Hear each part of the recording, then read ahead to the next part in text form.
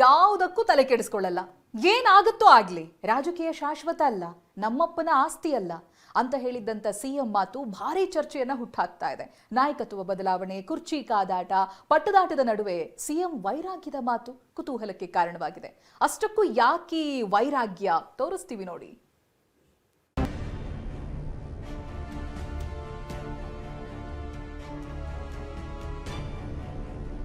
ಯಾವುದಕ್ಕೂ ತಲೆ ಕೆಡಿಸ್ಕೊಂಡಿಲ್ಲ, ಏನಾಗುತ್ತೋ ಆಗ್ಲಿ, ರಾಜಕೀಯ ಶಾಶ್ವತವಲ್ಲ, ನಮ್ಮಪ್ಪನ ಆಸ್ತಿ ಅಲ್ಲ.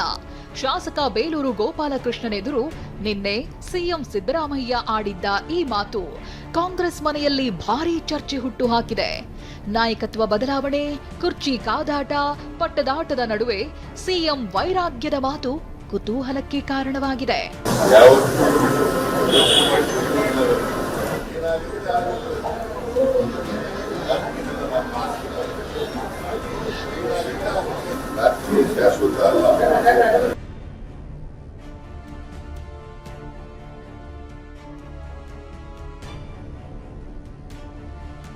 ಏನಾಗುತ್ತೋ ಆಗ್ಲಿ, ರಾಜಕೀಯ ಶಾಶ್ವತ ಅಲ್ಲ ಅಂತ ಇಂಥ ಸಂದರ್ಭದಲ್ಲಿ ಹೇಳಿರೋದು ಮಹತ್ವ ಪಡೆದುಕೊಂಡಿದೆ.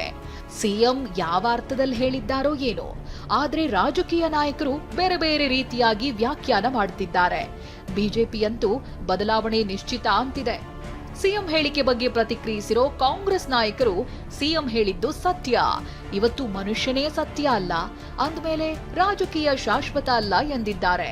ಸಿಎಂ ಹೇಳಿಕೆ ಹಿಂದೆ ವೈರಾಗ್ಯವಿಲ್ಲ ಅಂತ ಹೇಳಿದ್ದಾರೆ. ಅದು ಯಾವ ಅರ್ಥ, ಅದು ಸತ್ಯ ಅದು. ನಾನು ಹೇಳ್ತೀನಿ, ರಾಜಕೀಯ ಶಾಶ್ವತ ಅಲ್ಲ, ನಮ್ಮನೆ ಆಸ್ತಿನೂ ಅಲ್ಲ. ಅದು ಆ ಮಾತನ್ನು ಹೇಳಿ ತಪ್ಪೇನಿದೆ, ಅದರ ಅರ್ಥ ಏನು? ರಾಜಕೀಯ ಅಲ್ಲ, ಮನುಷ್ಯನ ಜೀವನವೇ ಶಾಶ್ವತ ಅಲ್ಲ, ವೈರಾಗ್ಯ ಅಂತಲ್ಲ. No no no no no no not, ಅದೆಲ್ಲ ಇಲ್ಲ. ಇದು ಸತ್ಯ ಪರಿಸ್ಥಿತಿ. Everybody knows that. Politics. Did the CM speak out the frustration or what, sir? He said politics is not a permanent. Please do ask him. ಯಾರಿಗೂ ಶಾಶ್ವತ ಅಲ್ಲ. ಮಾನಸಿಕವಾಗಿ ಅಂತ ಹೇಳೋಕ್ಕಾಗಲ್ಲ. 30 ತಿಂಗಳ ನಂತರ ಬಿಡ್ಬೋದು, ಮೊದಲನೇ ಬಿಡ್ಬೋದು. ಮಾನಸಿಕ ಅಂತ ಹೇಳೋಕ್ಕೆ ಆಗೋಲ್ಲ. ಬಿಡೋದಂತಿ ಪಕ್ಕ, ಯಾವಾಗಾರು ಒಂದು ಬಿಡಲೇಬೇಕು. 30 ತಿಂಗಳ ಅಂತ ಬಿಡಬೇಕು, ಹಾಗೆ ಇನ್ನೊಂದು ಸರಿ ಯಾರು ಬಿಡಲೇಬೇಕು, ಯಾವಾಗ ಬಿಡಲೇಬೇಕು, ಅದೇನು ಪ್ರಶ್ನೆ ಇಲ್ಲ. ಈ ಅವಧಿಗೂ ಬಿಡ್ಬೋದು. ಅದೇನೆಲ್ಲ ಇದ್ರೆ ಹೈಕಮಾಂಡ್ ಮೇಲೆ ಅವಲಂಬನೆ ಅಷ್ಟೇ. ಇನ್ನು ಸಿಎಂ ಸಿದ್ದರಾಮಯ್ಯ ಸಹಜವಾಗಿ ಮಾತನಾಡಿದ್ದಾರೆ. ಬೇರೆ ಅರ್ಥ ಬೇಡ ಅಂತ ಸಚಿವ ಮಧು ಬಂಗಾರಪ್ಪ, ಮಾಜಿ ಸಂಸದ ಡಿಕೆ ಸುರೇಶ್ ಹೇಳಿದ್ದಾರೆ. ನೋ ಅದನ್ನ ನೋಡಿದೆ ಗೋಪಾಲಣ್ಣವರು, ನಾವು ಮಾತಾಡಿದ್ವಿ, ನಿನ್ನೆ ಜೊತೆಗೇನೆ ಇದ್ವಿ. ಇಲ್ಲ, ಅವ್ರ ಪಾಪ ಸ್ವಾಭಾವಿಕವಾಗಿ ಕೇಳಿದ್ರು ಮೊದಲ, ನನಗೆ ಹಿಂಗೆ ಕೇಳಿದ್ರು ಮಾಧ್ಯಮದವರು, ಅದನ್ನ ಭಾಳ ಬೇರೆ ರೀತಿ ಅರ್ಥ ತಗೊಳ್ತಕ್ಕಂಥದ್ದು ಪ್ರಶ್ನೆನೇ ಬರಲ್ಲ ಅಂತ ಹೇಳಿ ಅವರೇ ಹೇಳಿದರು. ನಾನು ಹೇಳಿಲ್ಲ. ಆಮೇಲೆ ಮಾಧ್ಯಮದಲ್ಲಿ ಪಾಪ ಅವರು ಕೂಡ ಮಾತಾಡಿ ಅದನ್ನ ಹೇಳಿದ್ದಾರೆ. ಸೊ ಅದನ್ನ ಬೇರೆ ರೀತಿ ಅರ್ಥ ತಗೊಳ್ಳೋದು ಬೇಡ, ಹಾಗೆ ಇದ್ರೊಳಗೆ ಮುಖ್ಯಮಂತ್ರಿಗಳು ಸಹಜವಾಗಿ ಯಾರ ಹತ್ರನೂ ಮಾತಾಡಿರ್ತಕ್ಕಂಥದ್ದು ಅಷ್ಟೇ ಹೊರತು ಅದಕ್ಕೇನು ಮಹತ್ವ ಕೊಡುವಂಥದ್ದಲ್ಲ. ಸೊ ಹಾಗಾಗಿ ಅದರ ಬಗ್ಗೆ ಹೆಚ್ಚು ವಿಶ್ಲೇಷಣೆ ಮಾಡುವಂಥ ಅವಶ್ಯಕತೆ ಇಲ್ಲ. ಇನ್ನು ಮಾಜಿ ಸಚಿವ ಕೆಎನ್ ರಾಜಣ್ಣ ಮಾತನಾಡಿ, ಬದಲಾವಣೆ ಇಲ್ಲ ಅಂತ ನಾವ್ ಅಂದ್ಕೊಂಡಿದ್ದೇವೆ, ಏನಾದ್ರೂ ಬದಲಾವಣೆ ಇದ್ರೆ ಹೈಕಮಾಂಡ್ನವರು ಹೇಳ್ತಾರೆ. ಬೆಳಗಾವಿ ಅಧಿವೇಶನದ ನಂತರ ಸಂಪುಟ ವಿಸ್ತರಣೆಯಾಗುತ್ತೆ, ಅನಿವಾರ್ಯವಾಗಿ ಸಿದ್ದರಾಮಯ್ಯರನ್ನ ಪದಚ್ಯುತಿಯಾದ್ರೆ ದಲಿತ ಸಿಎಂ ಆಗಿ ಪರಮೇಶ್ವರ್ ಆಗಬೇಕೆಂದು ಹೇಳಿದ್ದಾರೆ. ಬದಲಾವಣೆ ಇದ್ರೆ ಹೈಕಮಾಂಡ್ ಅವ್ರು ಹೇಳ್ತಾರೆ, ಬದಲಾವಣೆ ಇಲ್ಲ ಅಂತ ನಾವು ತಿಳ್ಕೊಂಡಿದ್ದೀವಿ. ಇದ್ರೆ ಅವ್ರು ಹೇಳ್ತಾರೆ. ಸಚಿವ ಸಂಪುಟ ನಾನು ಮೊದಲು ಹೇಳಿದ್ದೀನಿ, ಸಚಿವ ಸಂಪುಟ ಏನು ಬೆಳಗಾವಿ ಅಧಿವೇಶನದ ನಂತರ ಆಗ್ತದೆ ವಿಸ್ತರಣೆ.